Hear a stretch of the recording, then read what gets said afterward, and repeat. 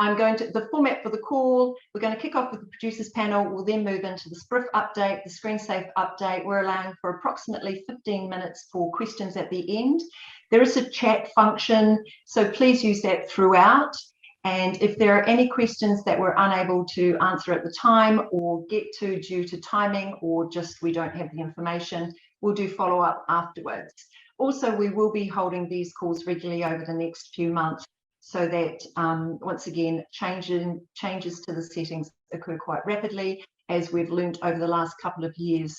So we'll just continue to make sure that we're sending out those updates as and when they happen. So I'd ask everybody to mute their mics. And I'm pretty sure, let me just see if Richard, I was going to throw it to him, as Richard Fletcher is currently not in the house. I was going to throw it to him. So Dan, Mr. Dan Buckingham, SPADA executive, as well as our managing director at Attitude, if you would like to kick off the producer discussion. Thanks, Dan. Sure, with pleasure. So I fear maybe nothing groundbreaking, but I'll share a few experiences from our little corner of the world at least. So just to give a quick preamble, Attitude Pictures is a TV production company with 14 people on staff, and our flagship production is the TV show Attitude, which is 30 half-hour doco style pieces for TV NZ1, which now is into its 18th year of production. And the show focuses on people with disabilities in a nutshell. So we have a variety of other contracts on the go, 5 currently with NZ On Air funding, but that really is our bread and butter. In terms of how we're affected by COVID, I would say we're a light touch compared to other production companies in terms of the number of people other companies have involved compared to us, and the level of budget they're working with, and the impact it has. So through being on the exec with SPADA, I've got to sit on a lot of the calls with funders and producers as people give a state of play. And I think when it's my turn to speak, it really is a case of we're good. We've got 3 people in the field. We've got a director, camera, sounding. So I think, generally I come away from it, feel like, well, it's sort of a bit of a reality check. We're in generally a good place. 4 to 5 days to shoot a half hour. That being said, while we're in a good place, I think we need to be careful about diminishing or devaluing the issues being faced by companies such as ours. I think while there may not be as much at stake, the issues and challenges are still very real and present for those of us deep into it day to day. And I'm mindful of ensuring that, as a company, we're mindful of ensuring we deliver on our contracts, but also as an employer, very mindful of the health and well-being of our staff, which has been on the precipice at times for a few people. Our experience very much in the short stories, we've continued to deliver on all productions. But in a planning meeting with some of the post team at the start of this year, I summed it up that we got through 2021 through a lot of hard work, some late hours by some people, very long hours, and a touch of luck here and there. We officially finished and closed down the office in 2021 on the 18th, but we delivered our final episode on the 19th in the early hours, QC'd at 4:56 a.m. for TX that day at 4 p.m. So it was tight right to the end. But preamble aside, I guess looking forward rather than looking backwards, we had a 3-week break. We came back to run working from the office as the default for now, which has come with some planning. But I think most importantly, come with a lot of communication with staff about how we're doing, what are the contingencies, what happens if something goes wrong, and what is the work from home policy, all that sort of stuff. And to a large extent, we have used the ScreenSafe guidelines and the policies. We've really just take that wholesale and put it in place. At risk of talking too long, I really just want to zero in, I guess, on one thing that's working well for us, one thing that's not really working well for us. One thing that is working well for us is being really clear about our stance with vaccinations. While it's difficult legally to say that staff and crew must be vaccinated to continue to work, for us, it's really simple. We come into contact with people who may be immune compromised on a regular basis. So we're very clear cut. Anyone who works with us must be vaccinated. More challenging is navigating talent and where they sit with vaccinations. So we have an information sheet that we deliver to potential talent, find out early what their stance is, as well as appeasing any concerns that they might have about what it's like to work with us, what do we have in place, and that's just really upfront, early on, cuts through whether this is going to work out or not. Because 2021, we dived down too many rabbit holes that went too far before we had to withdraw for a variety of reasons. But the upshot being a lot of burdened people from researchers, directors, production manager, of having to reset shoots constantly. So yeah, ultimately we get this information and then we can choose whether to go ahead with the story or not, keeping in mind risk for our crew with being around people who may be unvaccinated. Something that isn't working so well with us or for us is really, even today we're having the conversation, is the potential for anyone who's pinged as being a close contact and having to isolate for 10 days. That's a big one for us. What this means is we've basically put a moratorium on flying crew because the cost to accommodate someone out of town for 10 days would just not be very nice for our budget. So we haven't focused on filming stories driving distance from Auckland, which is someone who grew up in Southland, spent my time in Dunedin, Christchurch. It's hard, I really like getting into the corners and pockets of New Zealand and telling those stories, but we're a little Auckland centric at the moment. But at the same time, one of the things that came out of 2021 was having a variety of really good freelance operators around the country that we can remote direct with. So we are, and added to that, we are traveling directors who are on staff. So we've got 3 on staff that we're saying, yes, we're going to fly these people and be prepared to put them up if they get pinged and have them work from home from the luxury of a hotel or a motel. So that's something that's very much work in progress, not something that's making things easy at the moment. Final thing before I hand back to Sandy, I guess, is some contingencies we're putting in place as well. And that's things around planning for mass sickness. As much as the office, we try to make it a safe space. We're planning for what happens if it sweeps through and takes people out, and identifying key people who would make a big difference and trying to wrap a bit of cotton wool around them. One person in particular is a technical manager who, he's as much as we try to put policies and procedures in place and people can pick up where others left off, there's value in humans, right? And this person is very good at making sure people have footage to work with it, making sure our data, our footage is backed up on LTO tapes, all that sort of stuff. He's a guy that set up our VPN so that we don't have to rely on TeamViewer and Splashtop to remote in. So that's an example of someone we're putting extra protocols around. He has a bit more work from home. He's also a soundy, but he's not going in the field at all, really. So those are some of the other things we're sort of working with on a day-to-day basis and floundering our way through and making up rules as we go along. And then the other contingency, of course, is just planning for a full-scale return work to home at any given moment. So staff go home at the end of the day taking with them what they need, planning that they may not come back in the next day. At the risk of talking ad nauseum, I'll wrap it up there and throw it back. No, that's super helpful, Dan. I mean, it's a complete 360, isn't it? Identification, as you say, of essential elements, almost reduction or minimizing of risk as much as possible, and then just continuing to, day to day as it comes. So thank you very much. Really wonderful to have your input into that. I could hand over to the wonderful Kylie Croft, please, from Greenstone. Thank you, Kia ora.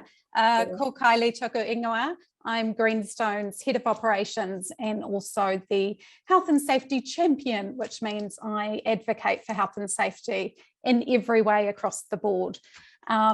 We have been dealing with COVID in our risk assessments since way back in January 2020 when it first came to us through our series Border Patrol. And at that point, we naively kind of thought it would be a pesky cold from overseas that would disappear. Clearly that hasn't happened, and we've kind of been in the tumble dryer, going around in circles at times and kind of getting beaten around ever since, like everyone else, I think. We've done filming in level 3 last year. We're currently filming, oh God, sorry, the voice is going. We're filming in red at the moment for our factual series. We haven't done any filming in red for our dramas, but we've got a small drama that's due to kick off next week and a larger scale one next month. So we have spent the last couple of months working and reworking and sorting out those protocols, and more importantly, the communications with the wider teams and the crews to make sure that we can get going there and that everyone's across what protocols and procedures and health and safety guidelines we've got in place. Much as with Dan, we're kind of advocating for working at home. for the factual teams where they can. So we're on a hybrid situation with our factual teams. They're much smaller scale. So for our production teams, there's usually 3 people who can do most of their stuff from home. They're used to this kind of communication, and we've kind of got 1, maybe 2 people out in the field in most instances. So that works really well.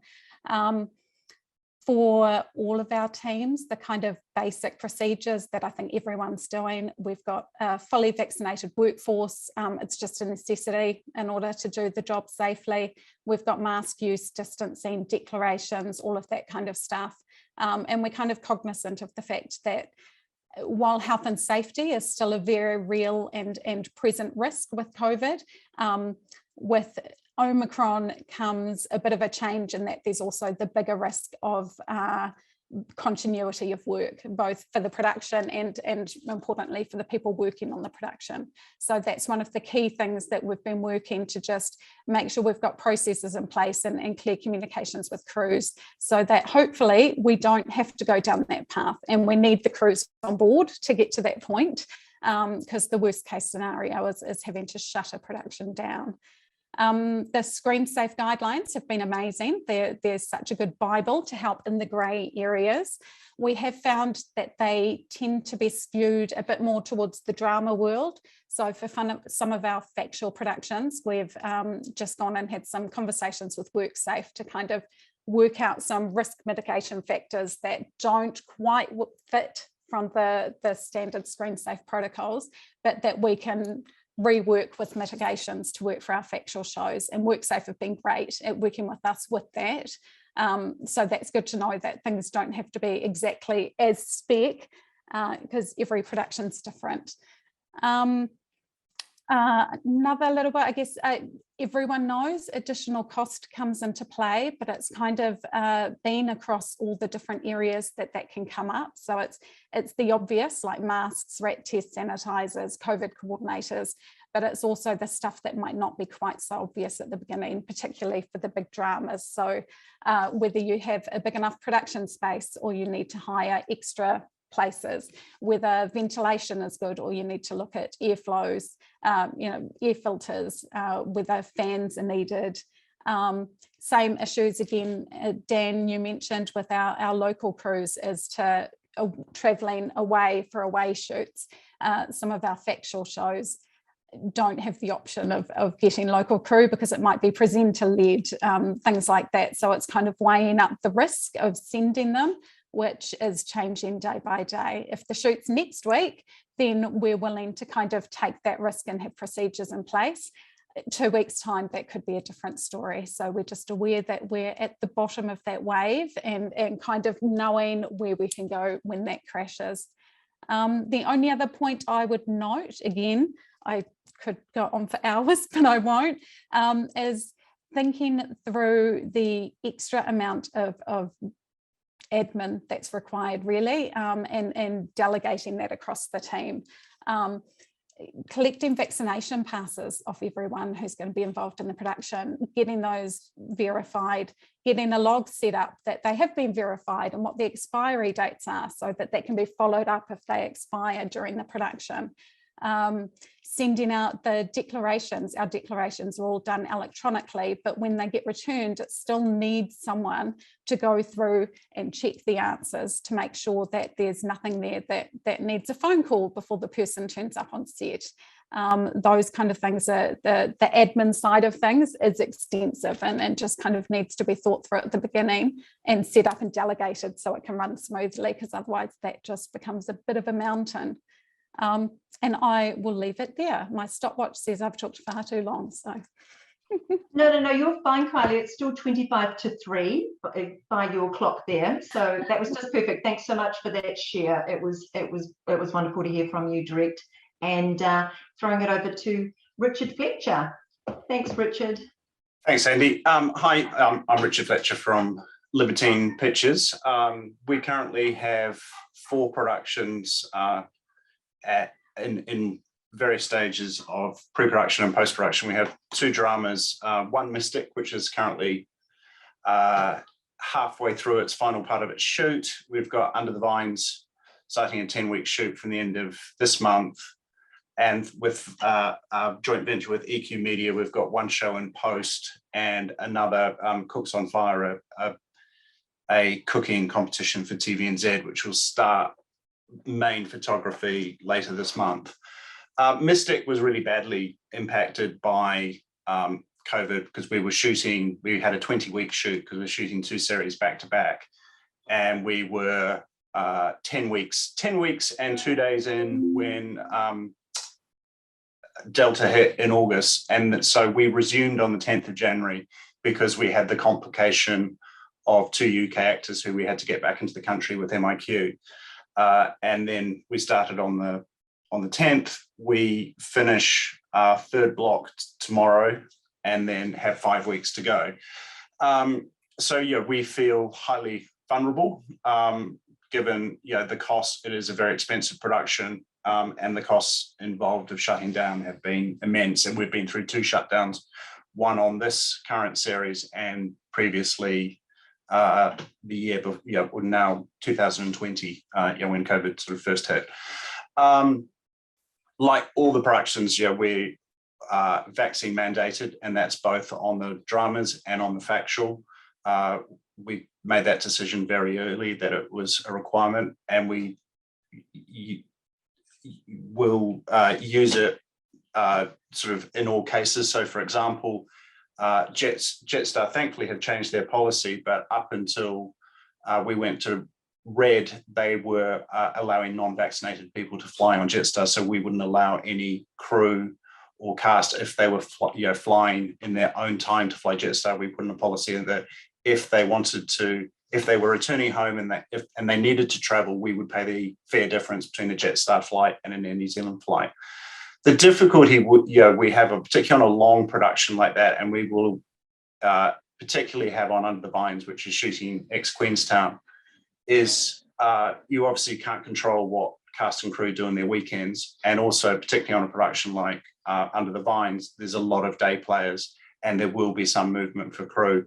So it's that balance of trying to gently persuade and encourage your cast and crew to limit their social interaction out of work, but obviously you have no control over it. So we do regular briefings at least once, if not twice a week, from our health and safety team, just stressing the risks that are involved with people outside of the workplace and the potential risk that that one individual inadvertently could pose to the entire workforce. So it's a gentle mix of persuasion and laying on a little bit of in a non-negative way, a little bit of guilt that you don't want to be this person responsible for bringing a production down.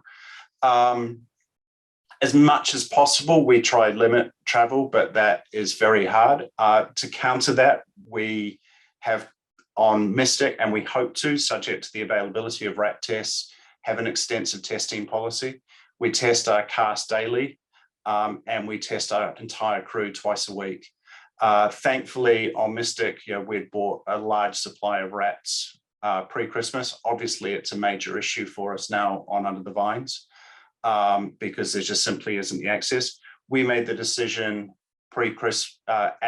immediately pre-Christmas to go with RAT tests versus PCR, because with the onset of Omicron, we figured that the PCR testing network would be overwhelmed very quickly and that it wouldn't be practical and our production wouldn't be prioritized in getting PCRs. There's a really difficult sort of ethical and moral decision as a producer. In one sense, we'd be better not to test at all, because we'd be better to know that if we do get a COVID case, we'd be better not to know in many respects and carry on because of the close contact issue. The current isolation rules potentially are the death knell of drama production, because the prospect of getting a COVID case and potentially the number of close contacts could very quickly close down a production. We did start doing a lot of sort of scenario planning, but we basically had to stop because the variations are so enormous. Obviously, if it's your lead actor, it's basically going to be a shutdown, where if it's someone in the production office who can work from home, it's a very different scenario. So we sort of basically know what we do. We really can't make those decisions if we do get a COVID case, how we will react until we actually know who it is. what implications we have. On a practical level, we've got an extensive COVID policy, we've got an extensive vaccination and testing policy. We've made some practical changes with RED. For example, we're shooting in a warehouse. The ventilation wasn't good enough, so we've had to pay $16,000 to bring in new air conditioning, build an air conditioning unit. Obviously, we've changed our lunches. It's now box lunches. All those things obviously come at a cost. We're adhering to very strict bubbles to the extent that the producer on David Stubbs on Mystic and myself don't go on set any longer, which the director's obviously absolutely thrilled about.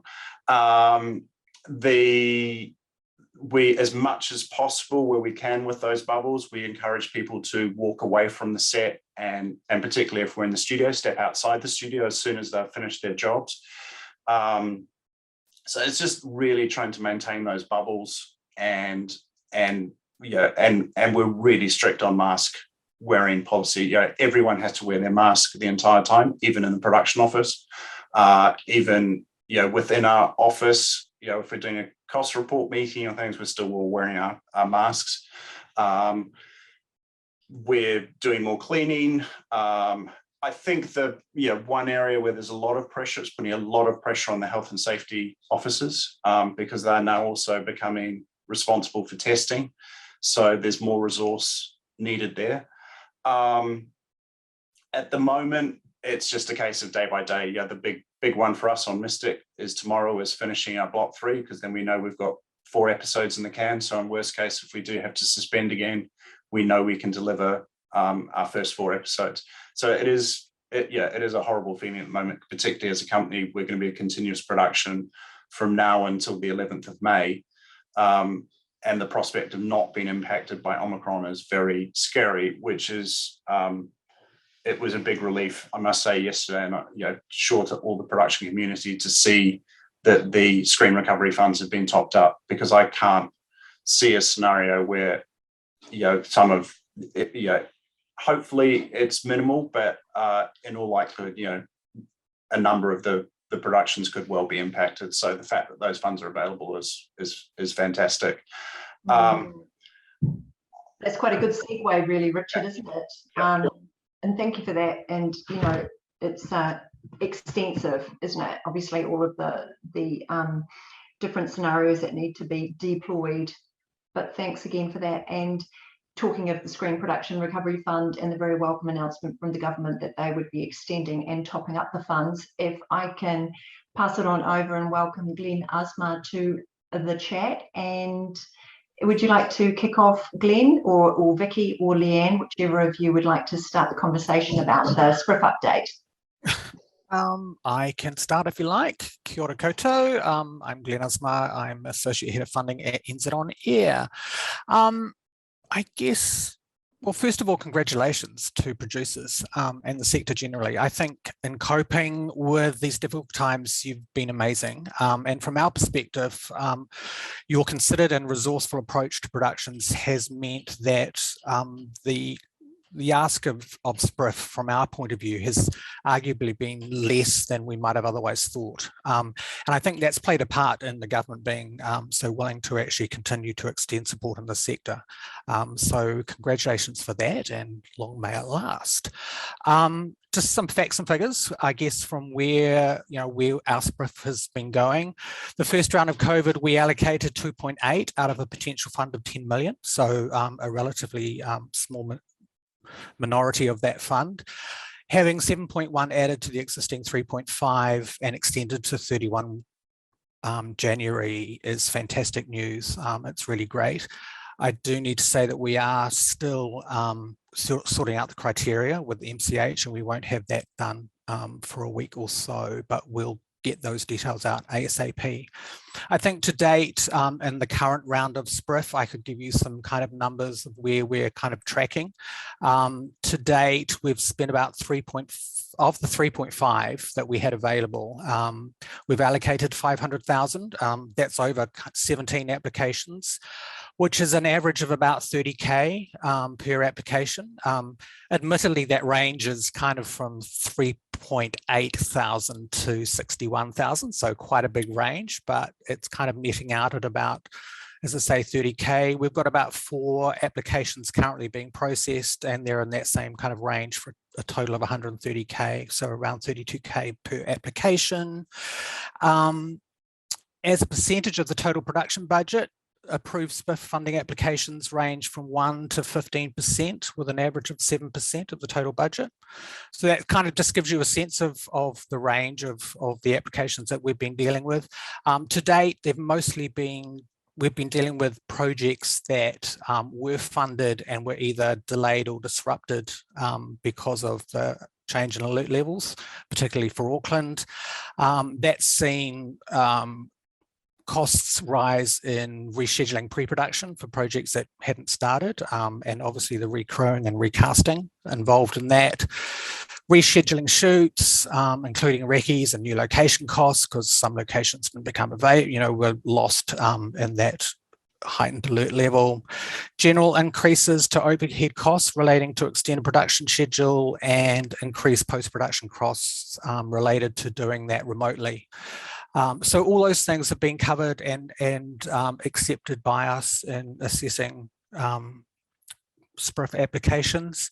I think we're going to see more applications now for projects that have previously been funded and their budgets don't cover all of the costs associated with ScreenSafe's revised traffic light protocols. So we're expecting to see applications for that. And then obviously those projects, once they start shooting, they potentially could be disrupted from a COVID incident. So therefore, the whole one application scenario that we've been kind of asking producers to do is probably going to be out the window, because we'll need to fund those productions so they can start production, and then if they're unfortunate enough to have a COVID incident, then we'll obviously look to receive an application from them to cover those costs. As I say, the criteria is still to be sorted, but the main criteria that for the existing protocols would probably stay in place. So that kind of no overseas costs. And this kind of fund is, it's a fund of last recourse. And so we're looking for producers to obviously use contingency where they can, and reshuffle budgets. Any insurance costs obviously would not be counted, and other government subsidies and payments. So I think that's kind of it. And sorry if I missed it, Glenn, was that, did you touch on any applications that talked about postponements and productions that were scheduled and for whatever reason? Yeah. So yeah, we've had, I think we've covered the gambit in applications. We've had productions that have started shooting and have been interrupted. We've had productions who have not started shooting but have done all their pre-prod and then had to redo their pre-prod. So yeah, we've kind of had the full gamut of different disruptions that you can have in a project. Thanks for that. That was really good stats. Vicki or Leanne, would you like to? Kia ora. Kia ora. Kia ora, Sandy, kia ora koutou. Just to mention that David would have loved to have joined everyone and says hi. He had a booster shot, I think, yesterday afternoon. So he's just taking it a little bit easy today. So anyway, we're just very relieved, as I think we all are, that the funding has been extended. It's, the nature of particularly film and larger budget is that it's such a long lead where we were at with the film commissioners, that we have a lot of projects that obviously haven't been able to shoot at all over the last 6 months. So they've all pushed down the road. So we became acutely aware that the offers that were made on projects 6 months ago, the environment's changed so much. So we've all been feeling a bit sick about, the potential of the program running out in June. So it's a big relief.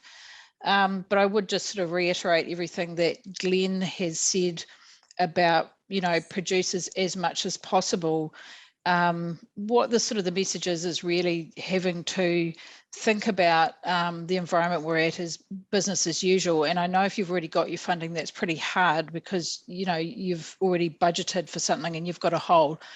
So we get it that it's hard. So we do say, you know, we've got people here, do come in and talk to us. So, you know, Vicki will have a chat in a minute about sort of the numbers behind it all. But in the first instance, you know, come and talk to us, reach out. Don't be trying to solve these problems in your own, because actually everyone's got them. Then there's a lot of people who are in this sort of like, oh, I haven't budgeted for this. What do I do now?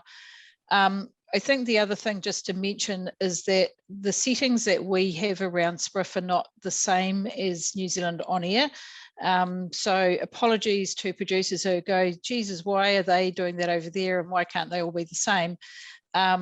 We just had a different directive from MCH, and we're trying to, at the moment, I think Glenn mentioned that this new funding, the settings haven't been confirmed, and we're having discussions this week, and we are going to try and loosen up or become more aligned. And I can't speak to why we are a bit tighter, but people will be aware of the fact, for example, that we've got a 4.2% of the budget cap on our current SPRIF funding.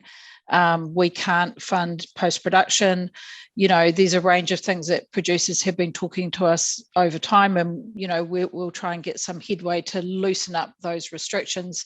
But at the same time, obviously, you know, everybody would appreciate that the demand could potentially be very high, and it's not going to be in, you know, it's not just going to be an open kind of fund. It is a fund of last resort, and the ministry certainly want, you know, everyone to be having discussions about what sensibly we need to allow for as much as possible in budgets, which I appreciate everyone, of course, is doing. So as soon as we know more about where we get to with that, we'll update SPADA, and, you know, we'll update who in turn will update you guys. So we're just trying to make it as flexible, supportive as possible. That's really our aim. But at this stage, the guidelines are as per SPRIF. So if you want to know where they are right now, those are up on our website. Vicki, do you want to have a bit more of a chat about the nuts and bolts and who's coming in and what we're seeing and the numbers so far? Yeah, sure. Hey, everybody. Some of you I know, and some of you I've read your name and got your applications, so good to see you all. I haven't got as flash a breakdown of the data and the numbers as Glenn had with his percentages, but I can tell you that we originally had 13.4 million, and through that first sort of half year of SPRIF, we ended up with about 6.7 spent on applications. Then the fund closed, and then we were given the extended, and that actually ended up being the balance for us of about 6.4 million. So we've been using that as our extended SPRIF, and that we presume will now be topped up with the 7.9. So we're sort of almost back to where we started. But I think given that we're looking at sort of a red Omicron, that's all going to be very, very useful. You know that there was a what we called SPRF, the Screen Production Relief Emergency Relief Fund. That was only $1 million, and that was sort of put in as a sort of a catch-all for some projects that couldn't come into the extended. That's currently almost used up, and that's likely just to kind of sit there with a couple of $100,000 left in it, and it may not even be an active fund. But I think with the 12 or 13 so that we've got left, we're in pretty good shape. So at the moment, we've got about 6.1 left in the extended SPRIF, and we know we've got the 7.9. And as Leanne said, we were just at the point of updating our guidelines from the alert level changes, triggering an application into the protection framework, and that was the traffic light system, which now has rolled into the Omicron. So we're going into NCH, we're chatting about what we know now, what we've seen, what is harder for producers and productions, and hopefully we can apply all that knowledge and experience now to a set of criteria that is going to get us through and be, you know, best best practice going forward. So we know what some of the frustrations and struggles are with this relief funding, and we hope to, make it a lot easier, and but also appreciate the help you've given us in making these applications, fair and reasonable, and have all been so grateful, and we've passed that thanks onto the ministry, and they're really pleased to hear it's actually been effective. In terms of the rapid antigen testing situation at the moment, we have been talking to industry about the struggles and frustrations with getting hold of all of that, how that is all forming part of your frontline defence. I mean, it's not going to save production potentially. It will go a long way to help keeping people safe and getting in front of an outbreak. So that sits also with the PPE gear, I believe too. So we're going to sort of put some of that those thoughts to the ministry. David Strong has asked us to get active about that, and also the real concern about the isolation and the close contact and what that will do. So yeah, I think that's pretty much from me, I think. Thanks, Sandy. Yeah. Okay. So if we can hand over and move into the ScreenSafe for Sandy, sorry, could I interrupt? I was just going to introduce briefly Abby Maidment, who is the lead of at NZ Air for SPRIF applications. So if Abby just wants to pop up on screen and say hi, just so people can put a face to a name, and feel free to contact. You've probably already got a couple of emails from me, either receiving letters or COVID questions. So yes, if you are applying for COVID, you will be being harassed by me. So look forward to that. Thanks, Vicky. Thanks, Glenn. And thanks, Vicki. Paul or Kelly, who would like to kick off with our ScreenSafe update? Hello, everybody. Nice to see you all here today, and what a turnout. Thank you, Sandy. I think this is such a great opportunity for everybody to have a chat, which is really important. I think communication at this time is key. So I will quickly run through some of the changes that are coming. We're just finalising everything off today. We were hoping to get them out, and then the MIQ information just got updated.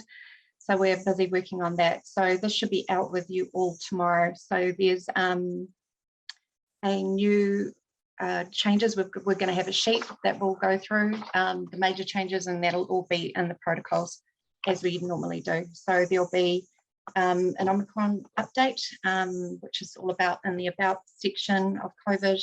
We're going to have an update on the mask and face coverings of the new protocols that have been put out by government. Managing Omicron, which is a new section, so that will be really worth checking out. A vaccination update, just with the new booster dates, and also regarding children. Rapid antigen tests, which Paul will talk to in 1 minute. Surveillance testing, I just want to clarify with this, and it's really, really important. Community testing cannot be used for production surveillance testing. I really need people to know that. There is a link in there that clarifies all of that. So we just want to make sure that that isn't being used. We also have an update around ADR and booth work, and we are revising the post-production information as well at the moment. And we'll have the 5-step border reopening, which obviously came out today. The only things I really want to mention, we will have more mental health. I'll put an update around that next week. Really, really important to be thinking about that right now, just with the way everything is and people's concerns. And bubbles are going to be key, so that all that work we did in the original protocols is going to come into play. So that's going to be massive. And it'll be great to chat with Kylie if there is, or anybody who does find anything around that isn't covered, like with the factual sort of information that we can possibly add in. Please come to us. You guys are on the ground dealing with the information and the situation. So just fire me off an email or give me a call, and I'll hand it over to Paul. Thanks so much. Thanks, Kelly. Thanks, Kelly, and kia ora, everybody. For those who don't know me, I'm Paul Andreassend. I am a health and safety manager based down in Wellington.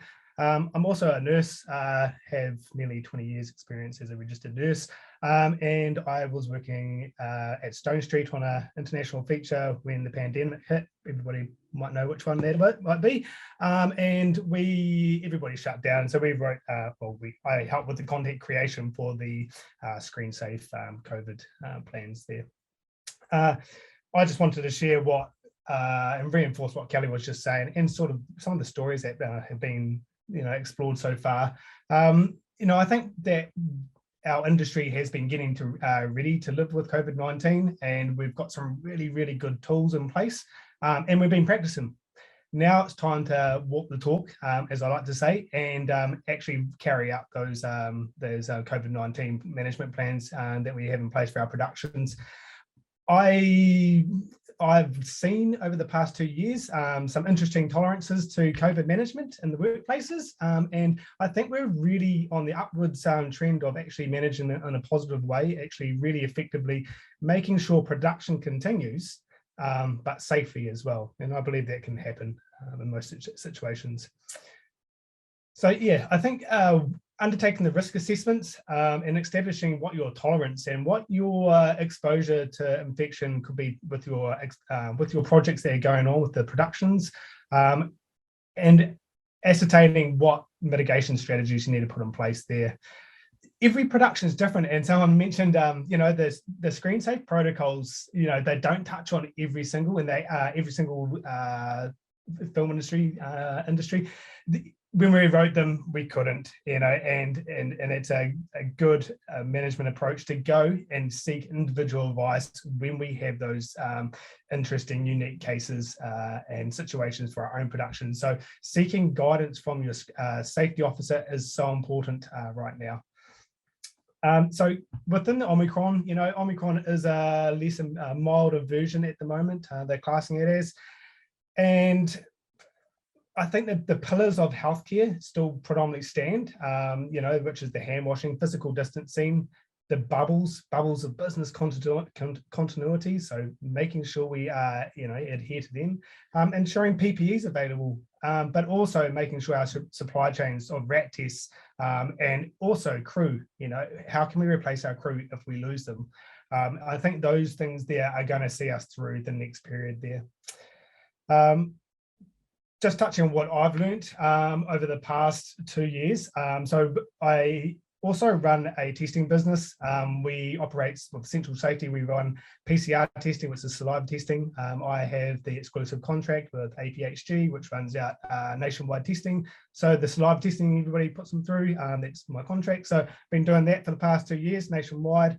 And that, what we've learned from that is really the key aspects is admin. The amount of administration time that takes up here is huge, and everybody underestimates it. So please learn from each other there. The production testing agencies are billing for that time, and so it's actually quite a big cost. So if we can actually try keep it in-house, you can actually start saving. Learning from the past productions that you've just had, keeping those the systems in place that you've put through saliva testing, because when we get those systems, we can apply it into the new framework of rat testing. So rats is where I want to just finish off really, is rapid antigen testing, or RATs is what we really we call them. Really useful tool. It's not appropriate for everybody. Testing is not appropriate for every business, but it is a really useful tool to ensure that we can, in some environments where we have that essential continuity of business, it's quite essential or quite effective then. So it's a lot faster. It's 10 to 20 minutes of a turnaround, and it's a lot less invasive. And as a nurse, I really don't like doing nasopharyngeal swabs on people. People ask me to do it all the time. I don't do them. So I think it's a much more tolerable by your crew. The culture around testing right now, crew have got a lot more used to it. We're getting a less kickback from it. The data management and privacy, I think everybody's really clued on to, but we really have to make sure that's secured under the Privacy Acts. And that applies to rat testing as well as PCR. So rats, they can be self-administered, so you can push them out to people in the cars, workers in their, at home. but they've got to be trained. Or you can do point of care testing, where you can train somebody in-house and get them to overview that testing program. There's limitations to RATs, which are they're not as accurate as the nasal pharyngeal PCR test. If you're sick anyway, you're going to have to go for a PCR test, which is at the community testing centres or an urgent care centre. As Kelly said, please do not send people there. As a nurse who works in the pandemic, you are going to overload our healthcare system. This applies to every industry I talk to. We can't send workplaces there at the moment. We may get to a level where our healthcare system is overrun and we're trying to catch up there. If there might be false positives as well, which we're going to have to do, or invalid results, which we're going to have to do repeat tests as well.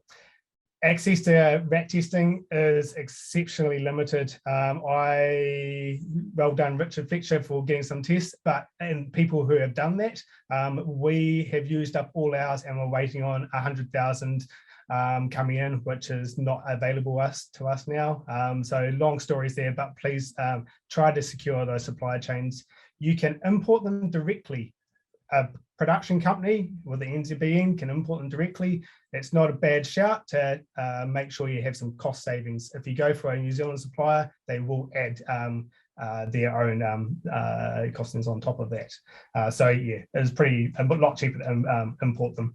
But there is the admin time to put in place there. There is a lot of admin support there. And putting in this testing program, I think the key thing is also worker engagement involvement. Once you have worker engagement involvement, people are buying in, the program run itself. The admin time drops. People are now independent on their testing. Our saliva test in Wellington, I empower people and just give them tests to take home. They come in to do it. But it's a trust model, and that is the same as RAT testing. It is based on a trust model. So I think that's it's a really good tool that we're going to see in our workplaces, and the supply chain is really, really short at the moment. We're going to see a lot more come in the next couple of weeks. My suppliers are bringing in 5 million next week. So yeah, the big thing at Omicron, I think we're going to have crew issues, and we've learnt this from international industries, industry-wide across the whole business, is that staff shortages within the Omicron is going to be a critical factor in continuity of business. We've seen that with most of our supply chains of flights, people flying from overseas, flights not being able to get back into New Zealand, causing huge issues. So I think it's going to be a really good tool, and we're looking forward to rolling it out more nationwide, and it's going to be a lot more cost saving and quicker than a PCR saliva tests. So. That's wonderful. Thanks so much, Paul. So look, I'm mindful I'd allowed 15 minutes roughly, but I think our panel, I'd just like to thank speakers for sharing a lot of great insights. I've got one question already, if I can kick off with that. I think it boils down to a key difference between shooting in Delta versus now Omicron. And this is from a producer who will be shooting, late Feb into March, a longer running production. I guess it's that thing that we've kind of covered, but it's the close contacts and the isolation requirements, which are a big risk. And you just mentioned that, Paul, staff shortages, crew shortages, how do you keep the production going? So what could be, coming back to our key things that we've touched on from our producers, but is there sort of like, once again, go around the producer panel, but 3 key things to really what we're in is risk mitigation, so that we don't have, anyone, but given the volume of numbers with Omicron, that is likely. So producers, do you have for this other producer going into production on the 20th of Feb, 3 key helpful hints for the fight against really COVID and keeping Omicron at bay in terms of the set? To do isolation. Don't go into production if you want to keep your blood pressure down. I think not being flippant, bubbles are just absolutely key, because as I mentioned before, the killer for all of us is going to be close contacts given the current isolation period. I mean, hopefully, with the fact that tracing is not keeping up with the speed of cases, and that, the Prime Minister being a classic example, that she would have only had to be in isolation for a couple of days. Hopefully it's become apparent that the isolation period is just not practical, particularly when large numbers of the New Zealand population may end up in there. But at the time being where there is this period, the bubbles are absolutely key to try. If you do get, a close contact on your crew, or in worst case a case, at least you can contain it, and you're not having a shutdown situation. You're replacing crew, and a key part of that is also the surveillance testing, if you can, and if we are able to get supply to rat tests, which is a major, obviously, issue at the moment. So sorry, Sandy, I can only offer 2, but those are... No, that's fantastic. That's perfect. Dan, you want to throw in any others? Staff is, it's no great solution. It's just a big mission completely for us, is trying to find crew availability. They're really short, and then, notwithstanding that we're anticipating they're going to go down, our big juggle at the moment is trying to line up talent availability, crew availability, and we're booking out crew months in advance, knowing we don't even have stories, but we're grabbing them while we can, saying here's a cam op that we know we love. We're just going to book him for 2 weeks, aim to get a story that fits with him being available. This is sort of the map that we're trying to navigate, which is far, far, far from what we usually done. So it's a lot of working out on the fly. And as I say, that's without, expecting that these people we book may be pinged or may go down. Cool. So not so much of a solution, sorry, other than an acknowledgement. It's huge for us. Absolutely. Kylie. Yeah, the biggest difference, I guess, between Delta and Omicron now is Delta was a severe health risk and we were trying to stamp it out. Omicron, we will eventually be living with it. And I think because we're staring at the wave, but it hasn't hit us yet, it's quite daunting. It may be a fallacy, but I'm hopeful that we will, in the not too distant future, be at the point that parts of Australia are at. We've got a factual show that's about to kick off in Melbourne, where it's just commonplace. They all have rat tests. They do it in the morning before they go to set. It's government guidelines at this point in time over there that if your rat test says you're positive, you stay home for 7 days, and the only close contacts are those who live with you. So my hope is that we will be at that point in the not too distant future, because that at least helps within the workplace environment, that with the rat testing and ensuring people in the workplace are safe, we're not having to isolate people unnecessarily. But we're not quite there yet, but fingers crossed. But yes, otherwise agree, it's bubbling and basically keeping any non-essential people away from anyone in the team for as much as possible. Thank you so much for that. It's wonderful. Anybody else have any questions before? Andrew would be very happy. 4:56, we started 4 minutes late, so we could potentially finish 4 minutes early, but I don't want to, once again, I don't want to pressure anybody into saying anything if you don't want to ask in this forum. Our door is open. Please contact us if you do have any questions after, or if you're looking at guidelines and you're not really quite sure.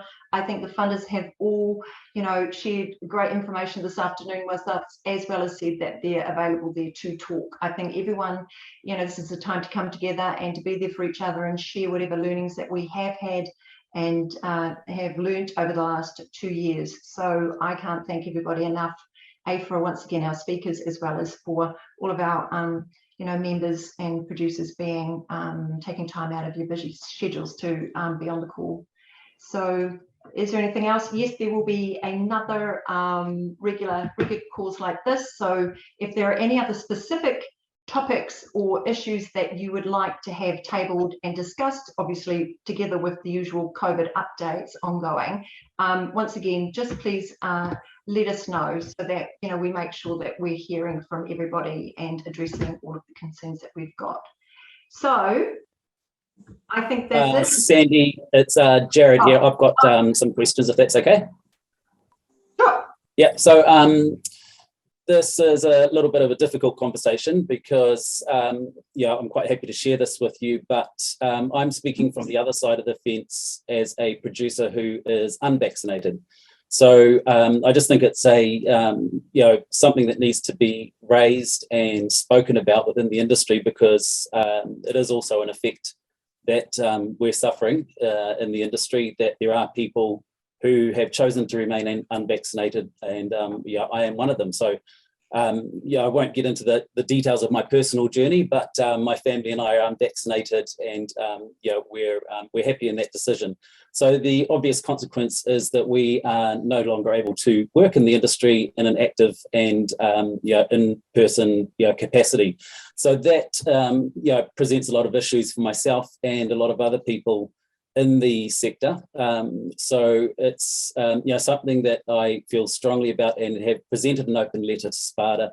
And I'd like to ask at this time, Sandy, if that letter has been received, and on behalf of the 150 crew members who have supported us, to say, what are we doing about this in the industry, and is SPADA willing to address that with us? Sure, and I think that's a great one for us to follow up on, Jared, given we've got 5 o'clock, but I have received it, thank you, and yes, we will definitely be able to give you a call. Great, okay, and I just wanted to acknowledge Paul and Richard's comments there, because the I think they pointed it out the best, given the the realities of the situation out there at the moment, given that Omicron is sweeping across the industry, and that there are uncertainties around how that's being dealt with, and the impact on crew is a big thing. And we have able and willing people there available to work. And I understand this is not our decision to make, because it's come from the government around the traffic light settings, but we're now in a situation where Omicron affects everybody. So we do feel like we're back at square one. Testing, bubbles, social distancing, all of those measures are in place, except the unvaccinated crew are no longer allowed to participate, while vaccinated still transmit the disease. So it's just a big concern for a lot of people, and so I appreciate the time to address it at another time, Sandy. So thank you very much, everybody. Okay. And thanks, Jared. 22. Yeah, exactly. Thank you so much. Okay, everybody. Look, once again, thank you so much for coming together, and look forward to having further conversations as we continue to move through this together. So thanks, everyone. Good up. Right. Thanks, Sandy. Well done. Thanks, Sandy. Thanks.